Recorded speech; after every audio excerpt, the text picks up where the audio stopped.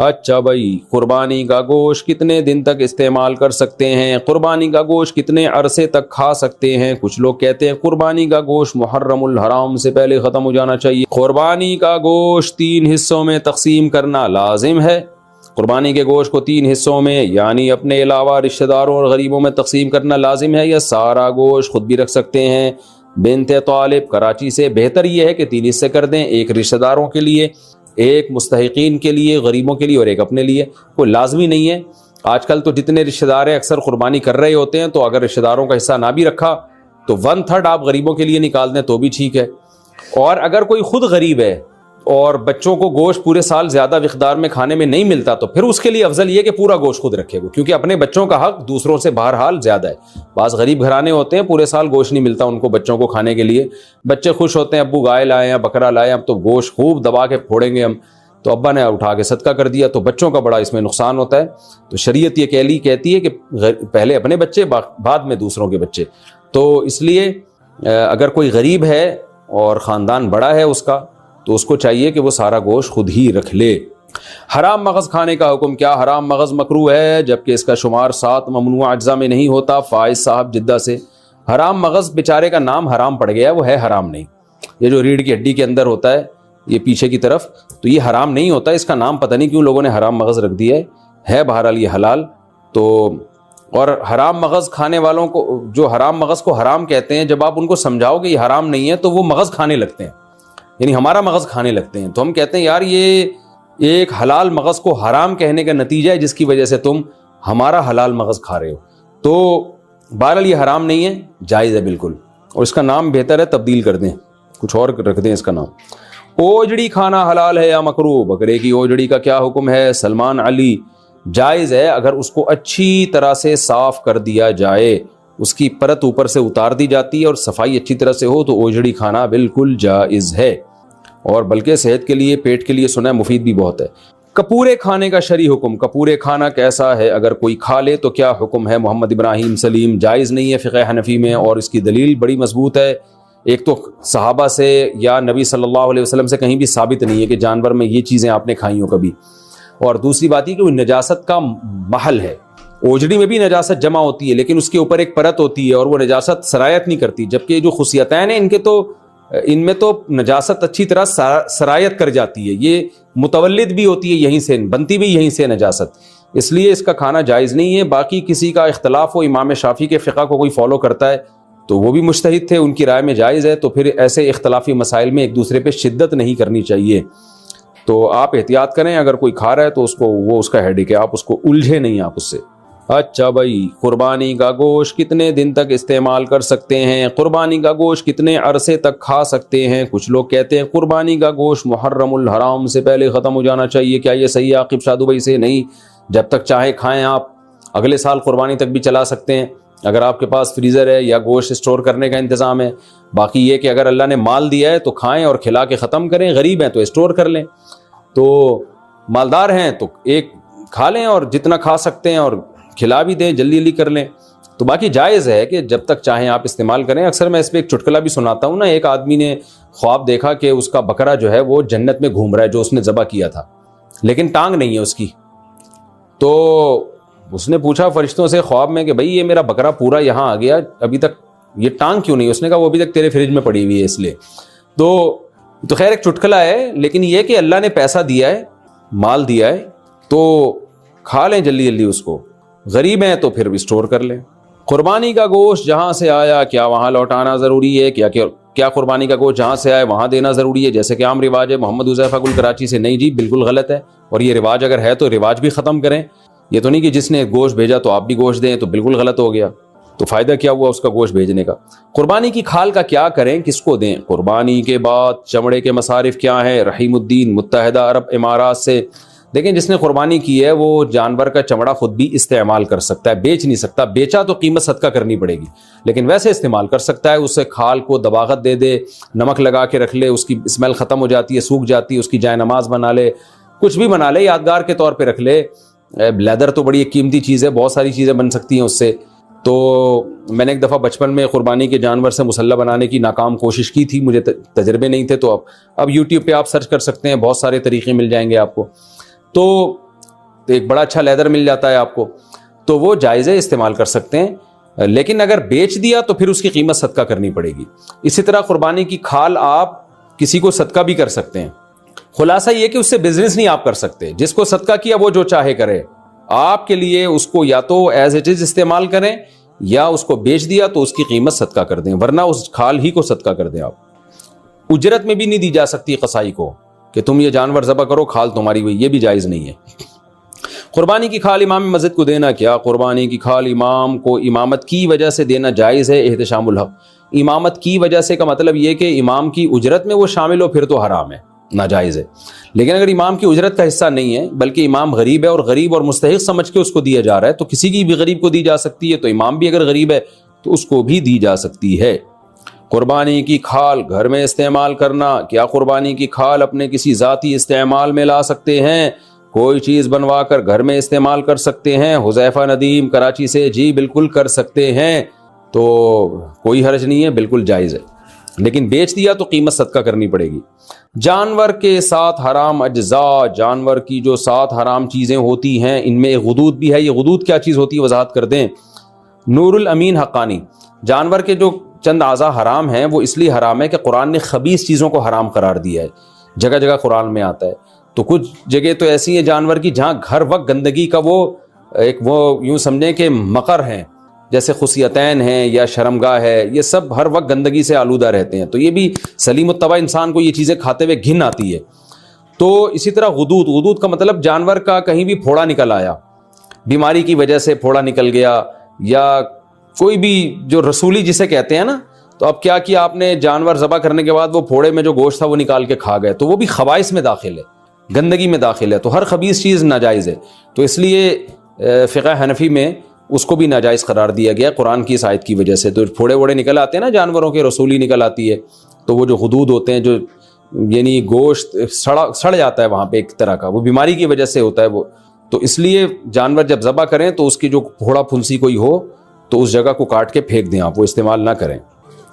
ظہر کی نماز کب تک ادا کہلائے گی؟ اگر کوئی شخص گاڑی میں سویا ہو, گاڑی میں ہو یا کسی اور مجبوری کی وجہ سے ظہر کی نماز عصر کی نماز سے 10 منٹ پہلے پڑھے تو کیا نماز ادا شمار ہوگی؟ اور اگر اہل حدیث حضرات کی اذان ہو گئی ہو تو کیا اس کے بعد بھی وہ نماز پڑھ سکتا ہے؟ ہدایت خان.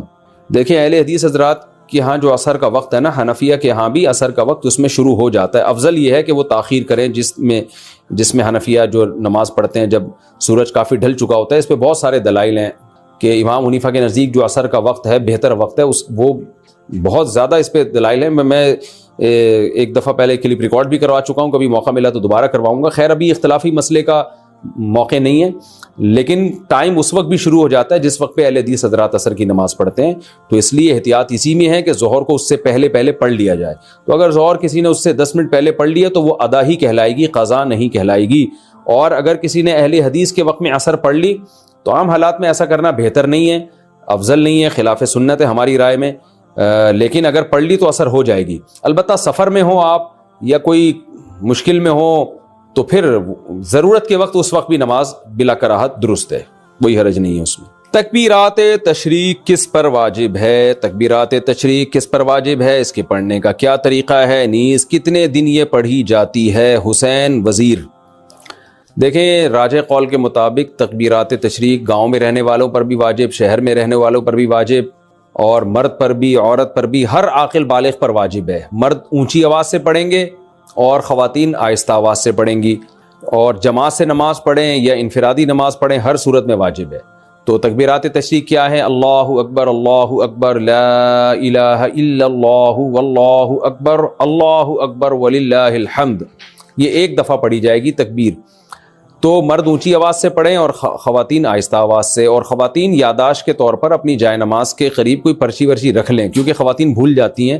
مردوں میں تو یہ ہوتا ہے کسی ایک نے بھی اونچی آواز سے پڑھی سب کو یاد آ جاتا ہے, لیکن خواتین کے لیے چونکہ آہستہ آواز سے تو ان کو یاد دلانے والا کوئی نہیں ہوتا, تو گناہ ملتا ہے. یہ تکبیرات پڑھنا واجب ہیں.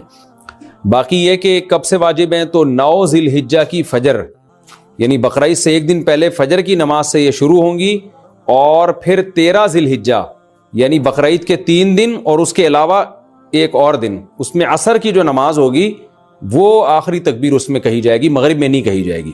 تو 13 ذی الحجہ کی عصر تک 9 ذی الحجہ کی فجر سے شروع کی جائے گی. تو یہ تکبیرات تشریق ہیں. تکبیرات تشریق صرف قربانی کرنے والوں کے لیے ہے. بقرعید کی تکبیریں کن لوگوں کو پڑھنی چاہیے؟ قربانی کرنے والوں کو یا ہر ایک کو؟ اور یہ تکبیرات کتنے دن تک پڑھنی چاہیے؟ حسین وزیر، یہ میں نے آپ کو اس سوال کا جواب اس سے پہلے والے سوال میں ڈیٹیل سے دے دیا ہے. جو قربانی کر رہے ہیں وہ بھی، جو نہیں کر رہے وہ بھی، سب پر لازم ہے. تنہا نماز پڑھنے والا تکبیرات تشریق پڑھے گا اگر 10 11 12 ذی الحجہ کو کسی نے فرض نماز امام کے ساتھ نہیں پڑھی لیکن وقت کے اندر ہی تنہا نماز ادا کر لی، تو کیا وہ تکبیرات تشریق پڑھ سکتا ہے؟ شمیم الحسن انڈیا سے، جی اس پر بھی واجب ہے، پڑھے گا. اور یہ 10 11 12 نہیں، 9 10 11 12 13 ان دنوں میں واجب ہوتی ہے. ایام والی عورت کیا تکبیرات تشریق پڑھ سکتی ہے؟ کیا عید الاضحیٰ کے دنوں میں ایام والی عورت تکبیرات تشریق پڑھ سکتی ہے؟ ابو عمار سعودی عرب سے. دیکھیں تکبیرات تشریق یہ فرض نماز کے ساتھ خاص ہیں، فرض نماز کے فوراً بعد پڑھی جاتی ہے. تو جب ایام میں جو عورت ہے اس پہ نماز ہی نہیں ہے تو تکبیرات تشریق کہاں سے ہو گئی؟ تو ویسے وہ اللہ کا ذکر کرنے کے طور پہ تکبیرات تشریق پڑھتی رہے سارا دن، وہ تو بہت اچھی بات ہے. سارا دن ذکر کرے گی، ان دنوں میں ذکر کا ثواب بہت زیادہ ہے. تو عورت پہ صرف تلاوت اور نماز پہ پابندی ہوتی ہے ایام حیض میں، اس کے علاوہ تو ہر قسم کی عبادت عورت کر سکتی ہے. روزہ، نماز اور تلاوت نہیں کر سکتی. باقی درود شریف، استغفار، تکبیرات، یہ ساری عبادتیں جائز ہیں اور بلکہ باعث ثواب ہے. تکبیرات تشریق پڑھنا بھول جائیں تو کب پڑھیں گے؟ اگر تکبیرات تشریق پڑھنا بھول گیا 1 گھنٹے بعد یاد آ جائے تو اس وقت کہنا صحیح ہے یا نہیں؟ سیف اللہ کوئٹہ سے. نہیں بھائی، یہ نماز کے فوراً بعد پڑھی جائے گی. اگر درمیان میں فاصلہ آ گیا، کوئی کام مشغول ہو گئے آپ، تو پھر یہ تکبیرات ختم. قضا نماز کے بعد تکبیرات تشریق پڑھنے کا حکم. عید کے دنوں میں قضا نماز کے بعد تکبیر تشریق پڑھنے کا کیا حکم ہے؟ نیز عید کے دنوں کی قضا نماز پڑھنے کے بعد تکبیرات تشریق پڑھنی چاہیے کہ نہیں پڑھنی چاہیے؟ نوید ملک سرگودا سے. اگر ایام تشریق میں ہی کوئی فرض نماز قضا ہوئی اور اس کو لوٹا بھی ایام تشریق میں ہی رہے ہیں تو اس قضا نماز کے بعد تو تکبیرات تشریق پڑھی جائے گی، اس کے علاوہ نہیں پڑھی جائے گی. کیا مطلب؟ تکبیرات تشریق سے پہلے نماز قضا ہوئی تھی اور آپ اس کو قضا کر رہے ہیں تکبیرات تشریق میں، تو یہاں بھی تکبیرات تشریق نہیں ہوں گی. نماز قضا ہوئی تکبیرات تشریق میں، لوٹا رہے ہیں تکبیرات تشریق گزرنے کے بعد، تو بھی تکبیر واجب نہیں ہے، بلکہ سنت ہی نہیں ہے، بلکہ اگر کوئی سنت سمجھ کے کرتا ہے تو بدعت ہے. اس سال تکبیرات تشریق میں آپ کی نماز قضا ہوئی، آپ اگلے سال ایام تشریق میں، اس سال ایام تشریق میں آپ کی نماز قضا ہوئی، آپ اگلے سال ایام تشریق میں نماز قضا لوٹا رہے ہیں تو بھی تکبیرات تشریق نہیں ہے. تو صرف ایک صورت میں ہے قضا نمازوں میں کہ اسی سال کے ایام تشریق کی قضا نماز اسی سال کے ایام تشریق میں لوٹائیں گے تو اس کے بعد تکبیر پڑھیں گے، ادروائز نہیں پڑھیں گے. گائے مر جائے تو دفن کریں یا ویسے ہی پھینک دیں؟ بھینس یا گائے یا اس کا بچہ فوت ہو جائے، یعنی قربانی کے جانور کی بات ہی ہو رہی ہے، ظاہر ہے تو اس کو دفن کرنا چاہیے یا ایسے ہی پھینک دینا چاہیے؟ حامد میر سکھر سے. ایسے ہی پھینکیں گے، بدبو ہوگی، اسمیل ہوگی، سارے گلی محلے کے کوے، کتے، چوہے، بقرعید آپ کی ہوگی، منائیں گے وہ، اور پھر وہ بہت گندگی ہوتی ہے اس سے. تو بہتر یہی ہے کہ بھائی یا تو اس کو دفن کر دیں یا اس کو بہت دور لے جا کے آبادی سے کہیں ٹھکانے لگا دیں تاکہ آبادی میں گندگی نہ ہو. لوگ کہہ سکتے ہیں کتوں کو کھانا کھلائے، تو دیکھو مردار چیز جانور کو کھلانا بھی جائز نہیں ہے، چاہے کتے ہو چاہے کوے ہو. تو آپ کچرے میں پھینک دیں، پھر کتے خود ہی کھا لیں تو ان کی مرضی ہے، لیکن آپ کے لیے اس نیت سے کتوں کے آگے ڈالنا یا جانور کے آگے ڈالنا کھلانے کی نیت سے تو یہ جائز نہیں ہے. مردار گوشت کھلانے کی آپ کو جانور کو بھی اجازت نہیں ہے کہ جانور کو بھی آپ نہیں کھلا سکتے، وہ اپنی ارادے سے آپ پھینک دیا، جانور خود کھا رہا ہے تو ایک الگ بات ہے. لیکن شہر کے بیچ میں پھینکیں گے تو اگرچہ جانور خود ہی کھا لیں گے، لیکن یہ کہ وہ آپ نہیں کھلا رہے، آپ نے کھلانے کی نیت نہیں تھی، وہ خود کھا رہے ہیں، لیکن گندگی تو بہرحال ہوگی نا، اس کے تعفن، بدبو، جراثیم پھیلیں گے. تو اس لیے اس کو دفن کریں یا آبادی سے بہت دور اس کو پھینک دیں. گائے مر گئی تو اس کی کھال استعمال کر سکتے ہیں. بھینس کا بچہ فوت ہونے کے بعد کسی ضرورت کے لیے اس کا چمڑا اتار سکتے ہیں. حامد میر سکھر سے. جی مردار کی کھال سے فائدہ اٹھایا جا سکتا ہے دباغت کے بعد، یہ جائز ہے. اگر آپ نے مردار جانور، گائے مر گئی یا اس کا بچہ مر گیا یا بھینس مر گئی یا اس کا بچہ مر گیا، اور آپ نے اس کی کھال اتار کے اس کو دباغت دے دی. دباغت کہتے ہیں خشک کر لیا اس کو ایک پروسیس کے تحت, نمک لگا کے یا کوئی مشین وغیرہ کے ذریعے, کیمیکل وغیرہ کے ذریعے. تو اگر خشک کر لیا, اس کی اسمیل بدبو بالکل ختم ہو گئی, تو پھر اس سے فائدہ اٹھانا, کھانا تو جائز نہیں ہے, ظاہر ہے مردار ہے, لیکن یہ کھال سے فائدہ اٹھانا جو ہے وہ جائز ہو جائے گا. حاملہ عورت کے لیے ڈیلیوری سے پہلے نماز کا حکم. حاملہ عورت نماز کب سے چھوڑ سکتی ہے؟ بچہ پیدا ہونے والے دن سے یا اس سے پہلے؟ خالد صاحب سویڈن سے. نہیں جی, جب تک بچے کی پیدائش نہیں ہو جاتی عورت پر نماز واجب ہوتی ہے, اور اس بارے میں بہت سخت احکام ہے, خواتین اس کی پرواہ نہیں کرتی. یاد رکھیں اسلام میں نماز قضا کرنے سے بڑا کوئی گناہ نہیں ہے. تو جس دن بچے کی ولادت ہونے والی عورت اس وقت بھی نماز پڑھے گی. جب تک بچے کی ولادت یعنی بچے جسم سے باہر نہیں آ جاتا اور بلیڈنگ جیسے ہی باہر آتا ہے تو ظاہر نفاس کا خون شروع ہو جاتا ہے, پھر نماز معاف ہو جاتی ہے. اس سے پہلے اگر ٹائم ہے تو عورت پر نماز پڑھنا واجب ہے. اور اگر اتنا تھوڑا ٹائم رہ گیا کہ ولادت بھی ہونے والی اور نماز بھی قضا ہو رہی ہے اور ممکن ہی نہیں ہے نماز کی نیت باندھنا, درد ہو رہا ہے, تکلیف ہو رہی ہے اور بچے کی پیدائش کا عمل شروع ہونے والا ہے یا ہو چکا ہے اور نماز پڑھنا اس کے لیے ممکن ہی نہیں رہا, تو پھر چونکہ نماز کا وقت بہرحال داخل ہو چکا تھا تو اس پر وہ نماز کا قضا کرنا واجب ہے. توبہ استغفار بھی کرے کہ اتنی دیر کیوں کی نماز میں, اس کو چاہیے تھا نماز کا ٹائم داخل ہوتا فوراً نماز پڑھ لیتی, لیکن یہ کہ نماز پھر بعد میں قضا کرنی پڑے گی کیونکہ یہ نماز اس پر واجب ہو چکی تھی. یا اتنا ٹائم اگر پاکی کے ٹائم میں مل گیا نا کہ وہ وضو کر کے تکبیر تحریمہ کہہ کے نیت باندھ سکتی تھی, تو کسی عورت کو اتنا بھی ٹائم مل گیا تو اس پر وہ نماز واجب ہو جاتی ہے. ادا نہیں کر سکی تو قضا کرنی پڑے گی اس کو. تیسرے آپریشن کا خوف ہو تو حمل گرانے کا حکم. میری گھر والی کے 2 آپریشن ہو چکے ہیں, اب 3 ہفتے کا حمل ہے, تیسرے آپریشن سے سخت ڈرتی ہے, کیا ہم حمل گرا سکتے ہیں؟ فیاض احمد ڈیرہ اسماعیل خان سے. دیکھیں 4 مہینے کے بعد تو حمل گرانا کسی قیمت پہ جائز نہیں ہے. 4 مہینے سے پہلے کوئی شرعی عذر ہو, واقعی عذر ہو تو گرا سکتے ہیں, ادروائز نہیں. تو آپریشن سے بچہ پیدا ہونا تو کوئی ایسا شرعی عذر نہیں ہے جس کی بیس پہ حمل گرانا جائز ہو. ہاں آپریشن کی وجہ سے اگر خطرات ہیں, ماں کی جان کو خطرہ ہے یا کوئی خدا نخواستہ معذوری کا خطرہ ہے, یا اور دوسرا یہ بھی ذہن میں رکھیں کہ آپریشن جو ڈاکٹر کر رہے ہوتے ہیں تو یہ چند ڈاکٹروں سے پوچھ لیں کہ بغیر آپریشن کے ہو سکتا ہے کہ نہیں ہو سکتا. آج کل ڈاکٹر خود بہت جلدی آپریشن کر رہے ہوتے ہیں پیسے بنانے کے چکر میں یا جان چھڑانے کے لیے. تو اس میں ماہرین ڈاکٹروں سے کئی ڈاکٹروں سے رائے لے لیں پھر فیصلہ کریں. بہت سے کلینک ایسے ہیں, بہت سے ہسپتال ایسے ہیں جہاں آپریشن نہیں ہونے دیتے, وہ نارمل ڈیلیوری ہوتی ہے.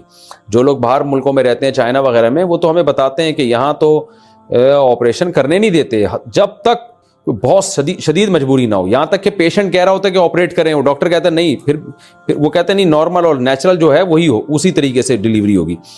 تو یہ کوئی ایسا عذر نہیں ہے جس کی وجہ سے حمل گرانا جائز ہو. لیکن اگر واقعی کوئی ایسے خطرات ہیں, بیمار ہونے کا خطرہ ہے یا اور کوئی بڑا خطرہ ہے, تو پھر حمل گرایا جا سکتا ہے. لیکن صرف آپریشن کوئی ایسا شرعی عذر نہیں ہے. ڈیلیوری کے دوران انتقال کیا شہادت کی موت ہے؟ عورت کی موت عین ولادت کے بعد حالت نفاس میں ہو تو کیا اسے شہادت کی موت کہیں گے؟ افتخار انڈیا. جی بالکل, کیونکہ روایت میں آتا ہے کہ حمل کی وجہ سے جو موت ہوتی ہے عورت کو وہ شہادت ہوتی ہے. تو چاہے بچہ پیٹ میں ہو یا پیدا ہونے کے بعد نفاس میں بھی حمل ہی کے حکام ہوتے ہیں, تو اس دوران اگر ڈیتھ ہو گئی تو وہ مبارک موت ہے اور اللہ کی طرف سے بخشش کے امکانات بہت زیادہ ہیں. ایک سفر میں کتنے عمرے کر سکتے ہیں؟ ایک سفر میں کتنے عمرے کر سکتے ہیں؟ عبد الرحمان سعودی عرب سے. جتنے چاہیں عمرے کریں.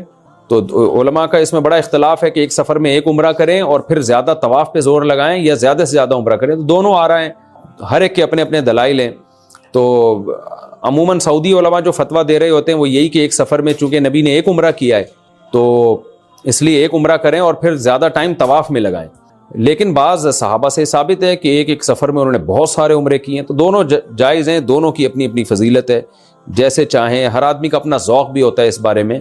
تو آپ کو روحانی فائدہ کس چیز میں زیادہ ہو رہا ہے تو جس پہ چاہیں آپ عمل کر لیں. طواف میں عمرے کے بعد بال کاٹنا کہاں واجب ہے؟ عمرہ مکمل کر کے مینا جا کر میں نے سر منڈایا ہے تو کوئی دم تو لازم نہیں آئے گا؟ عبد الرحمان ریاض سے. حدود حرم میں کہیں بھی آپ بال کٹوا سکتے ہیں, حدود حرم سے باہر جا کے بال کٹوائیں گے تو دم لازم آئے گا.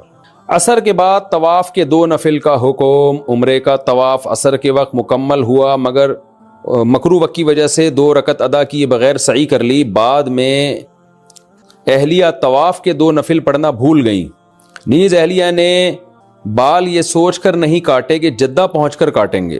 کیا اس صورت میں طواف کے نفل اور بال جدہ میں کاٹے جا سکتے ہیں؟ کوئی دم تو واجب نہیں ہوگا۔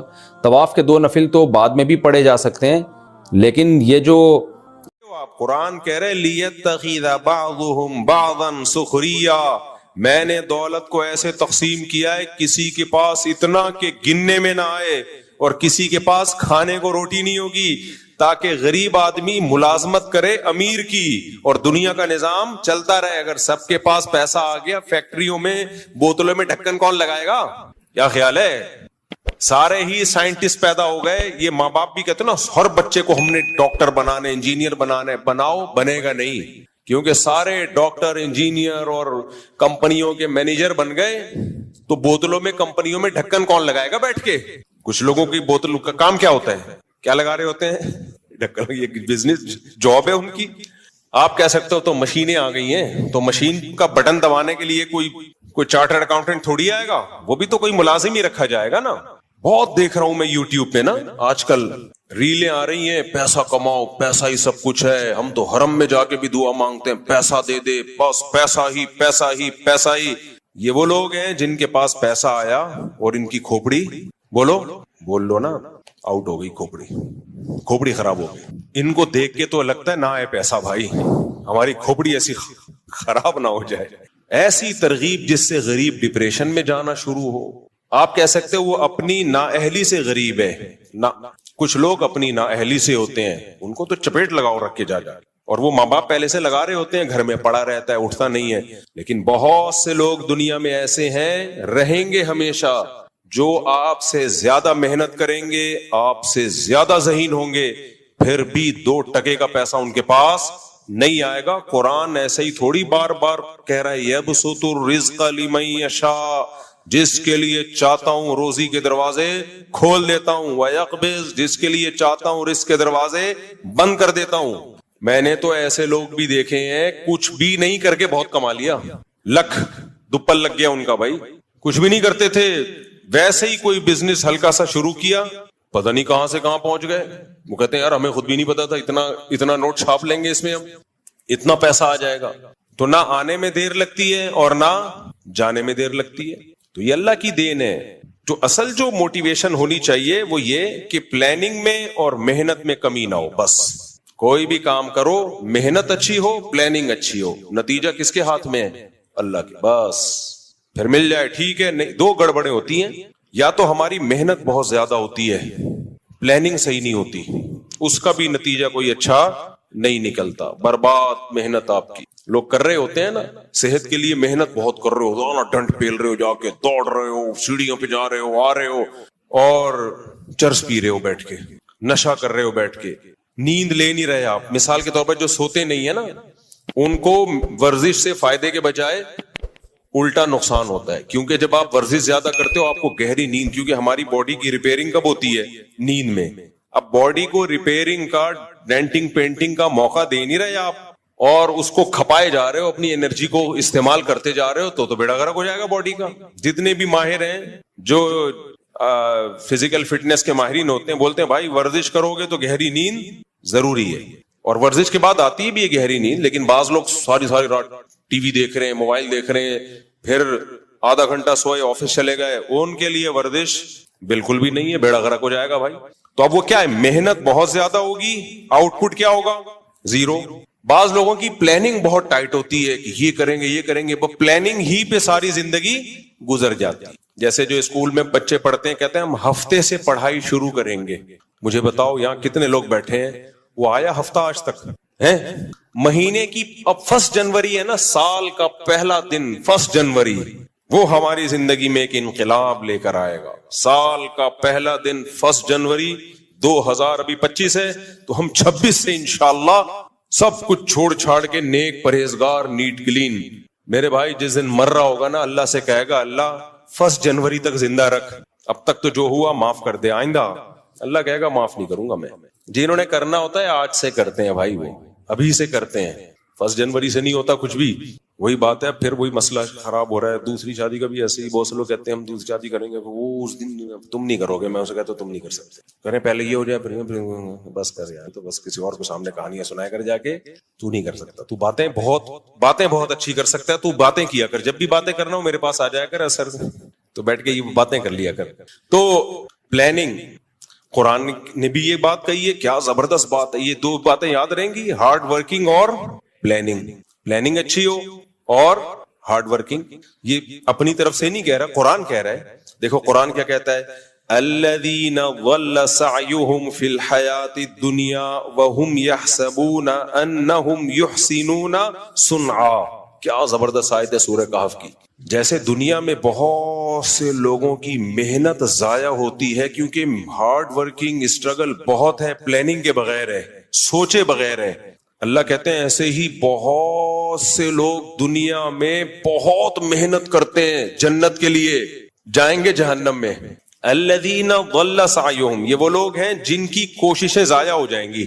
اگر انہوں نے جنت کی کوشش ہی نہ کی ہوتی تو اللہ کہتا کہ یہ کہتا کہ ان کی کوشش ضائع ہوگی. بولو نا آپ لوگ, اللہ کہتا کہ ان کی کوششیں ضائع ہوں گی, کہتا نہ. اس کا مطلب کوشش بہت کی انہوں نے, اور کی بھی کس کے لیے؟ قرآن کہہ رہا ہے یہ کوشش انہوں نے کی جنت کے لیے. لیکن قرآن کہہ رہا ہے ان کی یہ کوششیں یعنی اسٹرگل, ہارڈ ورکنگ, یہ کوشش اور محنت ہونے کے باوجود برباد. اور اللہ کہتے ہیں وَهُمْ يَحْسَبُونَ أَنَّهُمْ يُحْسِنُونَ صُنْعًا. یہ دنیا میں سمجھتے رہے ہم جو کوشش کر رہے ہیں اتنا خدا کو خوش کرنے کے لیے, جنت کے لیے اتنی کوششیں کر رہے ہیں, بہترین کام ہم کر رہے ہیں. یعنی یحسبون انہم یحسنون صنعا, ان کا اپنا نظریہ بھی یہی تھا کہ ہم صحیح کام کر رہے ہیں. دیکھو ایک گمراہ وہ ہوتا ہے جس کو پتا ہو کہ میں غلط کر رہا ہوں پھر بھی غلط کر رہا ہوں, وہ تو سمجھ میں آتا ہے گمراہ. لیکن وہ بیچارہ تو یہ سمجھ رہا ہے کہ میں جو کام کر رہا ہوں اس سے اللہ خوش ہو رہا ہے, اور اللہ بھی خوش ہو رہا ہے, اور جنت بھی ملے گی, نیک کام ہو رہا ہے, اور پھر اس کو صحیح سمجھ کے اس میں زندگی کھپا دے. لیکن اللہ کہہ رہے ہیں جائے گا کہاں؟ جہنم. وجہ اس کی ہے کہ ایک بہت بڑا فالٹ تھا اس کا, یہ خود سے کیوں سمجھنا شروع کر دیا کہ میں صحیح کر رہا ہوں. اس کے صحیح ہونے کی آپ کے پاس دلیل کیا تھی؟ ایک مثال سے بات سمجھاتا ہوں میں.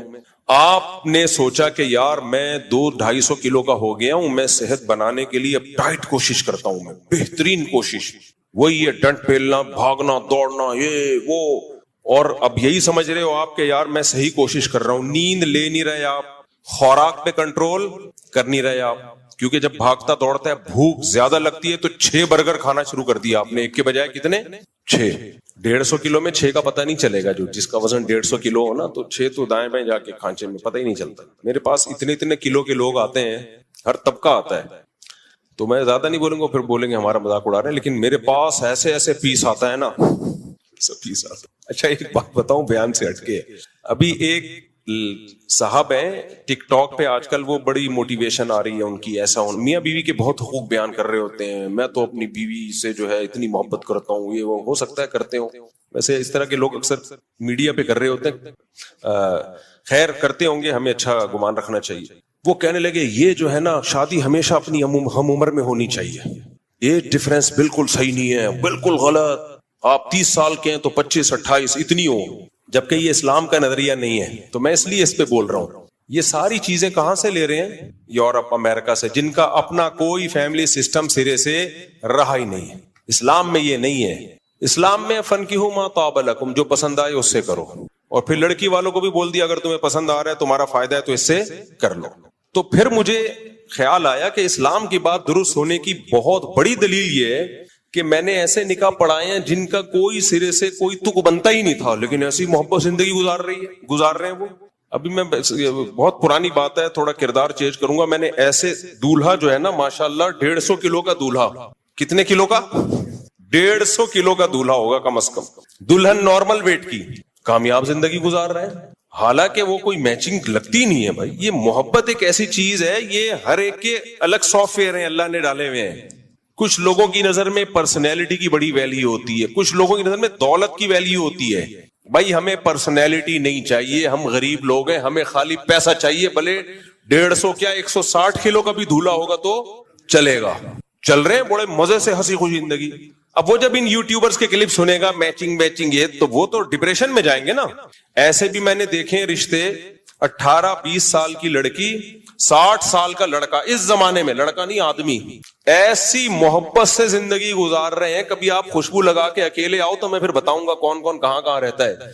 ایسی مثالی زندگی محبت والی گزر رہی ہے کہ آپ کی سوچ سے بھی زیادہ. بس اس کو 20 سال والی کو اپنا 60 سال والا بندہ پسند ہے. اب وہ جب وہ یہ کلپ دیکھے گی کہ میچنگ یہ جو موٹیویشنل آج کل آ رہے ہیں اور اس طرح کی باتیں کر رہے ہیں، وہ تو پھر گھر خراب ہوگا کہ نہیں ہوگا. اور الٹا بھی دیکھا ہے میں نے، 20-22 سال کا لونڈا لپاڑا اور انٹی سے شادی کی اس نے، جو طلاق یافتہ بھی، بچوں والی بھی، بہترین زندگی گزر رہی ہے ان کی، اور مزید بچے بھی ہو گئے، ہنسی خوشی. اس لیے یہ جو آج کل آ رہے ہیں نا افلاطون اور سقراط اور بقراط، ہر آدمی یوٹیوب پہ آ کے فنٹر بنا ہوا ہے، ایکچولی ایسا ہونا چاہیے، ایکچولی ایسا.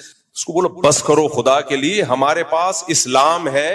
کوئی قرآن و سنت کی بات کرو تو سر آنکھوں پہ، ورنہ یہ اپنی تھیوری، اپنے نظریے اپنے پاس رکھو. سمجھ میں آ رہی بات کہ نہیں آ رہی ہے؟ بولے یہ اپنے یہاں نارملی تو ٹھیک ہے، ایسا ہی ہو، ایج ڈفرنس زیادہ نہیں ہونا چاہیے، لیکن اگر کہیں زیادہ ہے اور دونوں خوش ہیں تو تمہیں کیا تکلیف ہو رہی ہے یار؟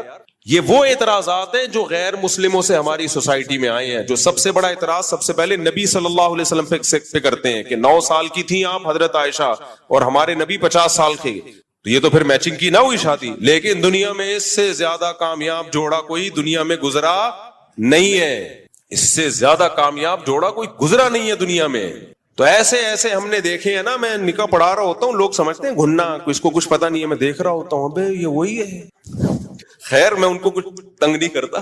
تو ایسے بعض دفعہ دولہا اتنا باریک، 250 کلو کی، تھوڑا سا کم کر لو زیادہ ہو گیا، دلہن. اب لوگ تو بولیں گے یہ میچنگ. بھائی جب ان کو وہ پسند ہے، اس کو وہ پسند ہے، تمہیں کیوں پیٹ میں مروڑ ہو رہا ہے؟ تمہیں کیا تکلیف ہو رہی؟ اور یہ جو لوگ اپنی بیویوں کی تصویریں سوشل میڈیا پہ ڈالتے ہیں نا، اس کا ایک بہت بڑا نقصان پتہ ہے کیا ہوا ہے؟ بہت بڑا نقصان یہ ہوا ہے کہ بعض دفعہ آدمی کو اپنے سے زیادہ عمر کی لڑکی پسند آ رہی ہوتی ہے، ایجڈ ہوتی ہے، لیکن یا وزن زیادہ ہوتا ہے، لیکن وہ فیس بک پہ ڈالنے کے قابل نہیں ہوتی، لوگ مذاق اڑائیں گے. اس چکر میں وہ کرتا ہی نہیں ہے کہ میں دوستوں کو کیا دکھاؤں گا، حالانکہ اس کا دل مائل ہوتا ہے. اس سے نقصان اس لڑکی کا ہو گیا کہ نہیں ہو گیا؟ اس لیے اللہ نے کہا بیوی کو پردے میں رکھو. ضروری نہیں ہے کہ دنیا کو یہ پسند آئے، دنیا تعریفیں کرے ماشاءاللہ کتنا کیوٹ جوڑا ہے. ہو سکتا ہے دنیا کہے یار یہ تو کوئی تک ہی نہیں بن رہا. بھائی چھوڑو دنیا کو، تمہیں پسند آ رہی ہے 150 کلو، 250 بھی چلے گی، اس سے زیادہ نہیں. اس لیے کہ زلزلہ آنے کا خطرہ ہے، یہ کافی ہو گیا. جب دونوں خوش ہیں تو کیا مسئلہ؟ ہمارے نبی نے پہلا نکاح کن سے کیا؟ 25 سال کی عمر اور 40 سالہ بیوہ سے. کیسی کامیاب شادی چلی ہے. پھر بالکل اپوزٹ 50 سال اور 9 سال میں حضرت عائشہ بالغ ہو گئی، ان سے یہ بالکل اپوزٹ، یہ بھی کامیاب چلی ہے. اور پھر اپنے برابر ام سلمہ، وہ بیوہ بھی تھیں اور آپ کی عمر کے برابر بھی تھیں، ایجڈ تھیں. ان کو جب نبی نے نکاح کا پیغام بھیجا، حضرت ام سلمہ نے کہا میری تو عمر بہت زیادہ ہے. آپ نے فرمایا میری تم سے بھی زیادہ ہے، تو کوئی بات نہیں، میں بھی تو ایجڈ ہوں. ہر طرح سے نکاح کر کے دکھا دیا ہمارے نبی نے، اور کامیاب کر کے دکھا دیا. اس لیے اٹھا کر پھینک دو باہر گلی میں، نئی تہذیب کے انڈے ہیں. یہ جملہ یاد رکھ کر رکھو، نئی تہذیب کے انڈے ہیں گندے. اور فیس بک پہ مت ڈالا کرو بیویوں کی، یوٹیوب پہ میری وائف، اس سے بہت نقصان. یہ کلچر کا بیڑا غرق. بیوی جب پردے میں رہے تو کسی کو کیا پتا 150 ہے، 250 کا ریٹ چل رہا ہے، کیا چل رہا ہے. کوئی لاسانی کے کٹے تھوڑی ہیں جو ہم نے دنیا کو آپ خود بھی کوئی دولہا بعض دفعہ 200 کا ہوتا ہے، بیوی اس کو دنیا کو دکھا رہی ہے میرا ہسبینڈ کتنا ہینڈسم، کتنا اسمارٹ. وہ نہیں ہوتا ہینڈسم بھائی، لیکن بیوی محبت کر رہی ہوتی ہے اس سے. تو فیس بک پہ اپنی گھر کی چیزیں گھر کے اندر رکھو یار. خود آؤ تو اپنی فیملی لائف کو اس طرح سے پبلک کے سامنے مت لے کر آؤ، اس سے نقصان ہوتا ہے. اور یوٹیوبر نے تو بیویوں کے ذریعے پیسے کمانے کا دھندا بنایا ہے. جس کا چینل نہ چل رہا ہو خوبصورت بیوی لے آتا ہے، اور پھر اس چکر میں شادی بھی خوبصورت سے ہی کر رہے ہیں کہ اس کو چینل پہ لانا ہے. اب بعض دفعہ ان کا بھی ایسا ہوتا ہے، ان کا دل کسی پہ آیا ہوا ہوتا ہے، لیکن وہ چینل پہ لانے کے قابل نہیں. دل ایسی چیز ہے، آپ کو دیکھو ہماری عمر 50 سال ہے تو، لیکن تجربے بھی بہت ہیں ہمارے. دل ایک ایسی چیز ہے جو کچھ دیکھتا ہی نہیں ہے، آڑے ترچے پہ بھی آ سکتا ہے. الائنمنٹ ہی آؤٹ ہوئی ہوئی ہے، اس پہ آ گیا دل. سیدھی بھی نہیں ہو سکتی الائنمنٹ، کالے پہ آ گیا، پیلے پہ آ گیا، نیلے پہ آ گیا. یہ ایسی چیز ہے. تو اللہ نے سب لڑکیوں کی بھی شادی کرا لی ہے، سب آدمیوں کی بھی. تو اس لیے اللہ نے یہ ایسے سسٹم ڈالے ہوئے ہیں کہ بدصورتوں کی بھی ہو جائے اور خوبصورتوں کی بھی ہو جائے. اور دل آئے بغیر تھوڑی ہوگی ہے. تو یہ اللہ کا نظام ہے بنایا ہوا, تو اس میں دخل اندازی کی کوشش مت کرو. سمجھتے ہو کہ نہیں سمجھتے؟ اس میں ٹانگ مت اڑاؤ. تو میں کہاں سے بات لے کے چلا تھا, کیا کر رہا تھا؟ ہاں, میں یہ عرض کر رہا تھا, دیکھو قرآن کہتا ہے الذین ضل سعیہم فی الحیات الدنیا, بہت سے لوگ ایسے ہیں دنیا میں ان کی کوششیں ضائع ہو جائیں گی. تو اس کا مطلب اس سے پتہ چلتا ہے کوشش انہوں نے بہت کی ہے لیکن ضائع ہو جائیں گی, اور وہ یہ سمجھ بھی رہے تھے کہ ہم ٹھیک کر رہے ہیں. تو اب میں اس کی مثال دے رہا تھا. اس کی دنیا میں ایسے مثال ہوگی کہ آپ نے اپنی صحت بنانے کے لیے صبح شام محنت محنت محنت, پاگلوں جیسی محنت کر لی آپ نے. آپ سمجھ رہے ہو کہ میری صحت بنے گی, لیکن آپ نیند نہیں لے رہے پراپر, کھانے پہ آپ کنٹرول نہیں کر رہے. تو بتاؤ یہ صحت مزید یعنی مزید بنے گی یا بگڑے گی؟ مزید اور بگڑ جائے گی اور خراب ہو جاؤ گے. تو جیسے دنیا میں ہوتا ہے, تو خراب کیوں ہوگا؟ آپ سے جب کوئی پوچھے, اب آپ گئے ایک ڈاکٹر صاحب کے پاس, ڈاکٹر صاحب میں نے اتنی محنت کی, ہم نے تو سنا ہے محنت سے انسان کو پھل ملتا ہے, میں نے تو صحت کی اتنی محنت کی مگر میں تو گھٹنے بیٹھ گئے میرے, تو میں تو مر رہا ہوں, اور میں نے نیت بھی صحیح تھی, میں اس کو صحیح سمجھ کے کرتا تھا. تو ڈاکٹر کیا کہے گا, تم نے خود سے کیسے فیصلہ کر لیا کہ یہ محنت کا رخ صحیح ہے؟ یہ کسی ایکسپرٹ سے پوچھنا چاہیے, ڈاکٹر سے پوچھنا چاہیے تھا. خود سے فیصلہ کر لیا مجھے جو بخار ہے اس دفعہ ملیریا لگ رہا ہے, خود سے فیصلہ کر لیا مجھے جو بخار ہے وہ گرمی کا بخار ہے, خود سے فیصلہ کر لیا کہ مجھے جو خارش ہو رہی ہے یہ دوسری شادی, استغفر اللہ, یہ جو ہے بہت سو کو دوسری شادی کی بھی شروع ہو گئی ہے, مجھے جو خارش ہو رہی ہے یہ جو ہے مچھر کے کاٹنے سے ہے. ابے خود سے کیسے؟ آپ کسی ایکسپرٹ سے پوچھو, وہ بتائے گا آپ کو. بعض لوگوں کو چکر آ رہے ہیں, خود سے فیصلہ کر لیا کہ میرا بی پی بڑھا ہوا ہے, حالانکہ ہو سکتا ہے لو ہو, اب اس میں نمک پی رہا ہے تو مرے گا اور زیادہ. بھائی خود سے فیصلہ کر لیا یہ ہے, خود سے فیصلہ کر لیا یہ ہے, تو یہ نہیں ہوتا. تو جیسے دنیا میں یہ نہیں ہوتا, دنیا میں ایکسپرٹ سے, ماہرین سے پوچھا جاتا ہے کہ ہماری جو اسٹرگل اور محنت اس کی سمت صحیح ہے یا نہیں. اسی طرح اللہ آخرت کی کوشش کے بارے میں بھی کہتے ہیں, جب تم آخرت کے لیے کوشش کرو گے تو خود سے فیصلہ نہیں کر لینا کہ میں بہت اچھی کوشش کر رہا ہوں. اللہ اس کے رسول تمہیں بتائیں گے, ان کی طرف سے پرمیشن ملے گی تو تھوڑی کوشش پہ بہت کچھ مل جائے گا. ان کی طرف سے اگر پرمیشن نہیں ہے تو بہت ساری کوشش پہ بھی کچھ بھی نہیں ملے گا, بلکہ بدعت کا گناہ ملے گا الٹا. سمجھ رہے ہو کہ نہیں سمجھ رہے؟ اس لیے اکثر میں ایک مثال دیتا ہوں, یہ جو بکرے ذبح کرتے ہیں لوگ, اچھا میرا کلپ بھی لوگوں نے ادھورا چلایا کہ میں نے بکرا ذبح کرنے کو حرام کہا ہے. لوگ کہہ رہے ہیں بکرا تو حلال ہے, آپ کہتے ہو بکرا صرف قربانی میں ذبح کرو. عبادت کے طور پہ جانور ذبح کرنا, گوشت کھانے کے لیے نہیں. گوشت کھانے کے لیے تو کبھی بھی کر لو. بقرعید میں ہم گوشت کھانے کے لیے نہیں کر رہے ہوتے, اصل میں کس کے لیے کر رہے ہوتے ہیں؟ عبادت کے لیے, اللہ کے لیے. پھر اللہ کہتا ہے گوشت بھی کھا لو. خالی گوشت کھانے کے لیے کرتے تو ہم بے وقوف ہیں, 10-15 لاکھ کی گائے کاٹ رہے ہیں. گوشت کھانے کے لیے کرنا ہوتا تو قصائی سے بہت سستا میں مل جاتا ہے, کٹے کا گوشت مل جاتا ہے. کٹے کا, کٹا ہی بولتے ہیں نا, کٹے کا, کٹوں کا یا پتہ نہیں کٹے کا. وہ جو جانور, کچھ جانور ایسے ہوتے ہیں بقرعید کے جو بڑے فینسی لگتا ہے کہ یہ پالنے کے لائق ہیں, ان کو ذبح کرتے ہوئے رونا آ رہا ہوتا ہے. کچھ جانور ایسے ہوتے ہیں کاٹ دو, آدمی کہتا ہے اس کو جلدی سے کاٹو, کہتے ہیں کٹوں کا مال ہے, کٹوں کا. تو ہم گوشت کے لیے تھوڑی کرتے ہیں, یہ ہم کس کے لیے کرتے ہیں؟ اللہ کے لیے. اسی طرح جب ہم حج پہ جاتے ہیں تو بکرا ذبح کرتے ہیں, یا تو دم کے طور پر ہوتا ہے, ہم سے حج میں کوئی غلطی ہو گئی تو کفارے کے طور پہ بکرا کاٹا جاتا ہے. وہ صدقہ کرنے سے وہ کفارہ پورا نہیں ہوگا. یا ہم دم شکر کہ حج عمرہ ایک سفر میں کر لیا, حج قران یا حج تمتع, تو شکر کے طور پہ بکرا کاٹا جاتا ہے. اس کا گوشت کھانے کی اللہ نے اجازت دے دی, تو وہ بھی بکرا, دمبا, گائے یہ کاٹے جائے گا. اسی طرح بچہ پیدا ہوتا ہے عقیقے کے طور پر, تو یہ بھی گوشت کے لیے نہیں ہے, یہ اصل میں کس کے لیے ہے؟ شکرانے کے لیے. شکرانے کے لیے ہم جانور کاٹتے ہیں. پھر اللہ نے کہا چلو کاٹ دیا تو اب کھا لو اور کھلاؤ.